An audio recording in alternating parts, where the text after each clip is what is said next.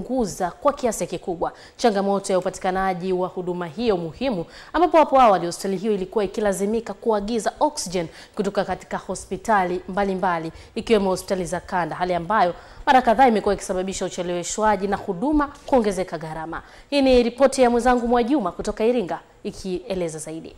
Kwa mujibu wa uongozi wa hospitali hiyo, uhitaji wa oksijeni ni mitungi kati ya 10 hadi 14 kwa siku. Mganga mfawidhi wa hospitali hiyo amesema hatua hiyo ni sehemu ya maboresho ya huduma za afya yanayolenga kuboresha matibabu na kuokoa maisha ya wagonjwa wanaokabiliwa na changamoto za upumuaji, ikiwa ni pamoja na wagonjwa wa ajali, watoto wachanga na wenye magonjwa sugu ya mfumo wa upumuaji. Tulikuwa tunatumia mitungi 8 mpaka 10. Na mtungi mmoja tulikuwa tunanunua karibu shilingi 40,000 mpaka 50. Kwa hiyo unakuta gharama za uendeshaji zilikuwa zinapanda sana. Na unaweza kushangaa kuna wakati fulani inakwenda mpaka mitungi 20 kwa siku.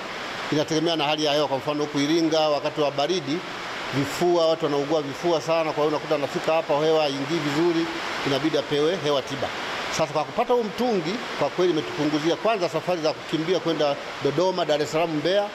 Lakini vile vile tutakuwa tunahudumia wagonjwa wetu tukiwa tumetulia hapa nyumbani. Lakini kutokuwepo kwa mitungi hiyo ilikuwa changamoto kwa kiasi gani katika kuwahudumia wagonjwa? Naweza mkawa mnafanya kazi kipindi fulani, mnafanya kazi kwa wasiwasi kwa sababu ikipungua, store yetu ikipungua, mnajua kwamba lazima tuanze kujiandaa kutafuta oksijeni nyingine.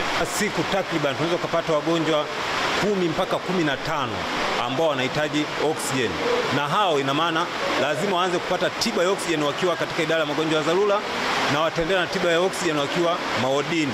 Kwa hiyo wagonjwa wetu tuna uhakika sasa watapata tiba zile ambazo zinastahili, watafanyiwa upasuaji kwa kiwango kikubwa.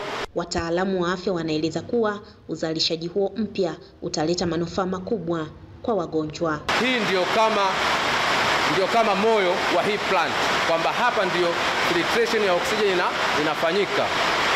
Kwa tukishafanya filtration ya oxygen, tutaitunza kwenye oxygen tank.